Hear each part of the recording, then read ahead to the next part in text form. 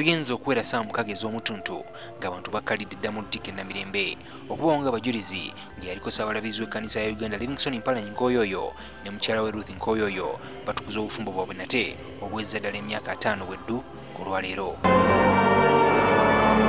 Eyaliko Ssaabalabizi Mpalanyi Nkooyooyo wamu ne mukyala we Ruth batuuse ku kkanisa ku ssaawa 7 ogw'omutuntu wakati mu nnyimba ezeebaza omutonzi okubatuusa ku kino.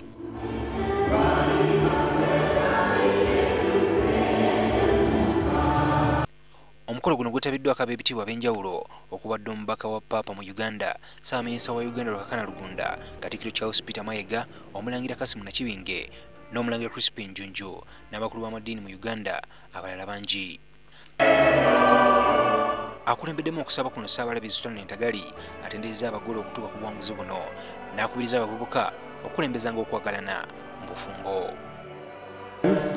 50 years ago, that is the love that has sustained you, because love is patient. Era n'aze okutya olw'emize gy'obukabe gyeyongedde mu ggwanga gy'agamba nti kitadde abaana b'enkya mu matigga. Once appeal to you, Honorable Prime Minister and the people of Uganda, that we are being targeted because we have a position, and the position of the Bible is that marriage is between a man and a woman. But they are saying they need to influence the children because they think the children are independent. No way. Bakira buli mwogezi avaayo atendereza kya Nkooyooyo ne mukyala we kye batuuseeko.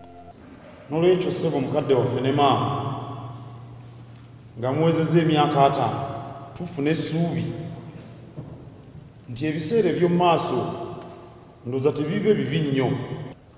Emyaka 50 gye mutambudde mulabidde mu bingi, era nkakasa nti bwe tuba bakubyogerako byonna tetuyinza kumala. Tusiima nnyo, tusiimira ddala mwenna mwe mbeebaza naye kaneebaza kagirasyo twesiime nnyo. Mubaka bwa Ssaabasajja obusomeddwa Omulangira Jjunju ayozayozezza abagole okutuuka ku kkula lino. Tubeenyumirizaamu nnyo olw'okuba nti mujjumbira ebyenkulaakulana y'ensi yaffe, ekyo nga kirabika mu mirimu gye mukola n'amaanyi gammwe gonna awatali kuweera. Ssaabaminisita wa Uganda Ruhakana Rugunda nga yakiikidde Pulezidenti Museveni atenderezza emirimu gya Nkooyooyo gy'akoledde eggwanga n'awaayo n'obukadde 10 okumuyozayoza okuweza emyaka 5 mu bufumbo.